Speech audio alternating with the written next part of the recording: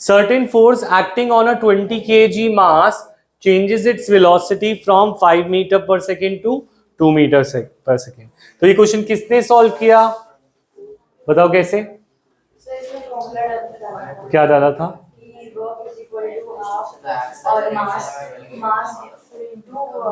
Velocity का square. ये कौन सा फॉर्मूला है? काइनेटिक एनर्जी का। तो काइनेटिक एनर्जी का फॉर्मूला क्यों यूज किया यहाँ पे वर्क निकालने? क्योंकि आंसर आ गया इससे, इसलिए हमें तो वर्क निकालना है। मैं बोल रहा हूँ काइनेटिक एनर्जी का फॉर्मूला कैसे यूज किया तुमने, कैसे दिमाग में आया कि वर्क निकालना है? तो काइनेटिक एनर्जी में, हाँ बोलो। Work done is equal to change in kinetic energy. एक ये काइनेटिक एनर्जी की डेफिनेशन तुम लोगों को याद है, क्या थी? नहीं, अच्छी वाली डेफिनेशन। एक तो वो रफ वाली डेफिनेशन, एक अच्छी वाली डेफिनेशन थी।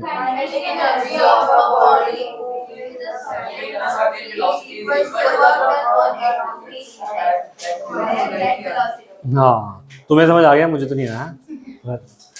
काइनेटिक एनर्जी की एक डेफिनेशन देखी थी। काइनेटिक एनर्जी वो वर्क होता है जितना एक ऑब्जेक्ट को, sorry, kinetic energy is equal to the work done. तो काइनेटिक एनर्जी किसके इक्वल होता है? Work done. पेज नंबर कौन सा है, किसी पेज पे है, ठीक है? तो ये कह रहे हैं kinetic energy is the work done, page number 150 पे, possessed by an object due to its motion.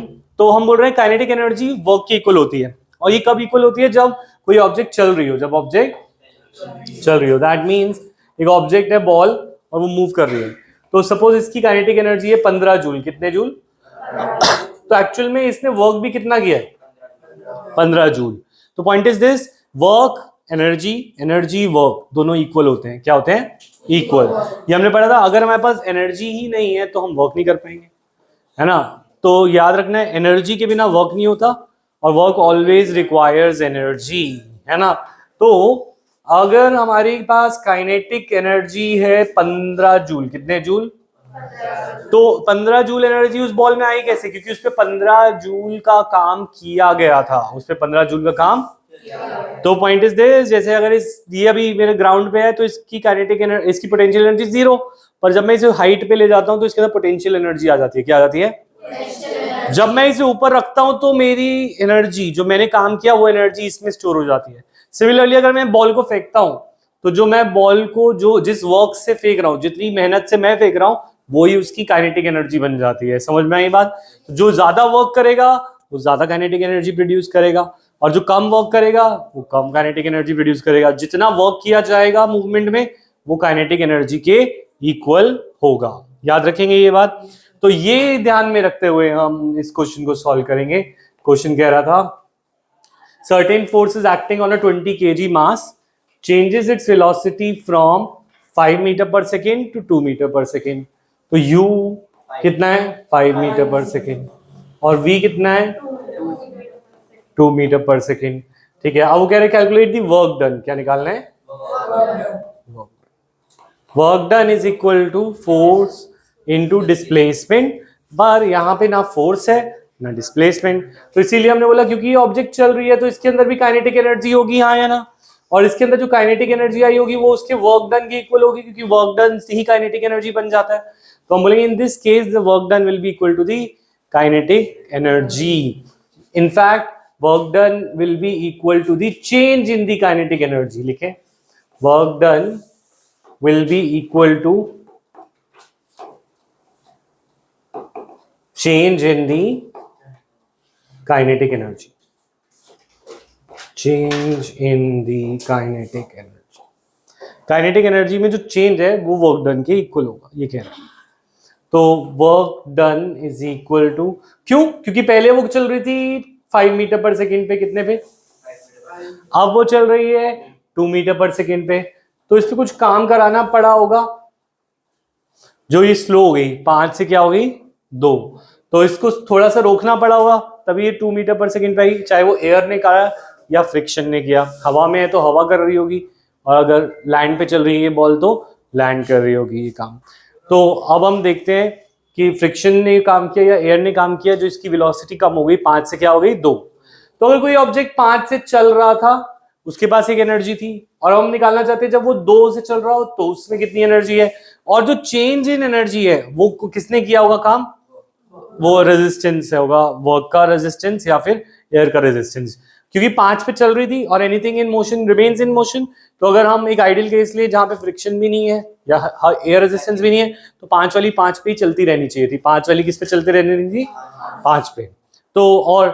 तो 5 से अगर 2 पे आई तो किसी ने कुछ काम किया, वो काम चाहे फ्रिक्शन ने किया उसे रोकने का या फिर एयर ने किया उसको रोकने का। समझ में आई बात हम क्या कर रहे हैं।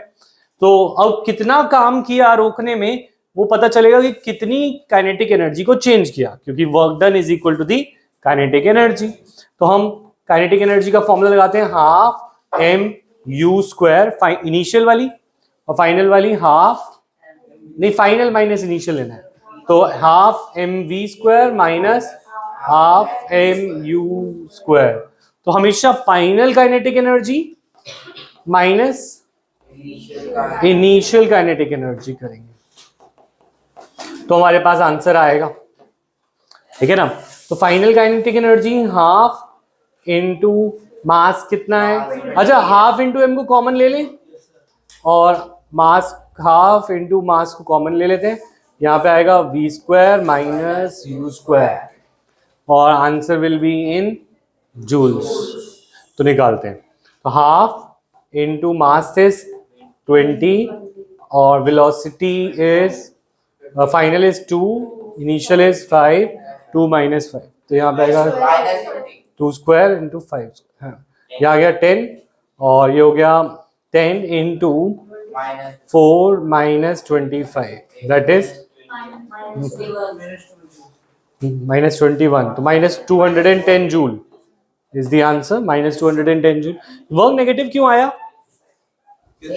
Y is the work negative, क्योंकि ये बॉल चल रही थी लेफ्ट टू राइट, बॉल कैसे चल रही थी लेफ्ट टू राइट, ये 5 मीटर पर सेकंड पे चल रही थी, ये बात भी हमें पता है, पर जो भी चीज ने इससे काम किया उसने इसकी वेलोसिटी को क्या कर दिया, कम। तो इसकी वेलोसिटी कम कैसे हुई होगी, जब कोई चीज इसके ऑपोजिट काम करी होगी, और जब कोई फोर्स ऑपोजिट लगे टू द डिस्प्लेसमेंट तो वर्क क्या होता है, नेगेटिव वर्क, राइट। हाँ बोलो,